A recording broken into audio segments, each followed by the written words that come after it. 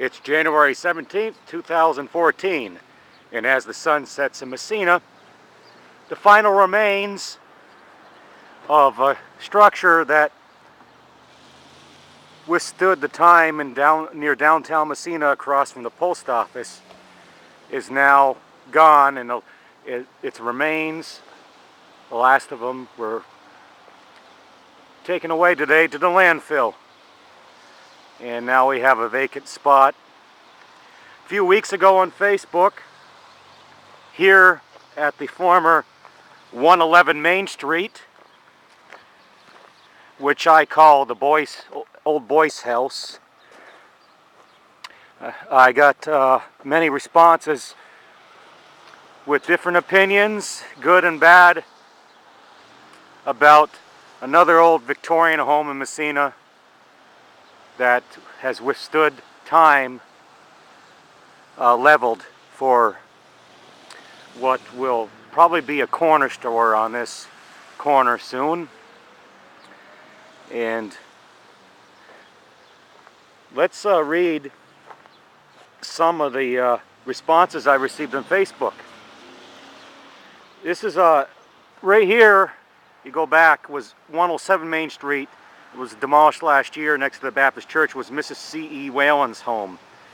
And 109 and 111 Main Street, which served as a boarding house, according to what I found, what research I could get during the early 1900s, was right here where the workers from Alcoa stayed.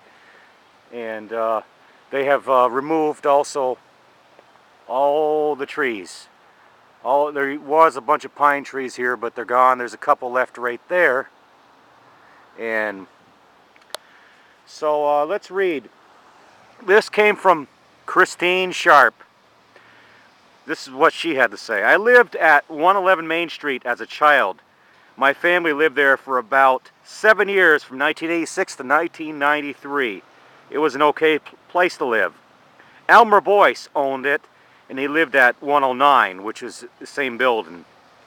113 was rented by a few people, and 115 has been the Jandrew family since before we lived there.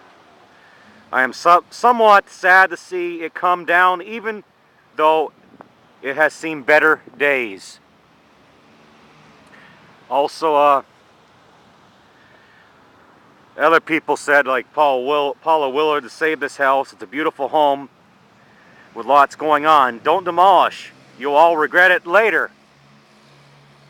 A lot didn't agree, though. Very sad to hear another memory being taken away. How does the song go? Pave paradise and put up a parking lot. So back in the early 50s, there were other people lived here. This location had many tenants over time. Many people lived at this location because it was a boarding house and apartment house. And I have a photo from 1935. I don't see the building when they were constructing the post office, and they showed the buildings before they were all moved. In the old days, they moved the buildings.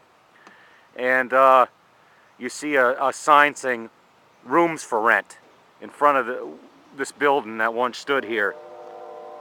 A T.H. O'Neill and T.M. O'Neill lived at 109, and 111 a M.C. Macalino lived at the location, according to the old phone book. And there are other people. I'm going to try to I don't want to make this too long, because all you're seeing is this vacant lot now. But the house went today.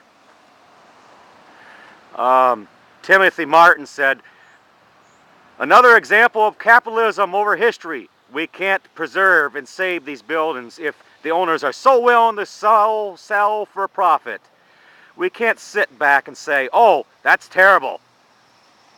The downtown coalition is a good place to start. Next door, right there in that vacant spot, was Miss Miss Whalen's house, and she lived next door, well into her 80s. And a person on Facebook said, when I lived next door, she had a beautiful home. She invited us neighborhood kids for juice and cookies. I can still remember the exquisite staircase in front of the house. And never another memory of what is to be. So, this has been John Daniel in downtown Messina, showing the latest progress of the corner. And unfortunately, more history gone. It was a real old house because it had square nails in it. Had beautiful woodwork in it, in my opinion, hardwood floors, but it's gone. It's all gone.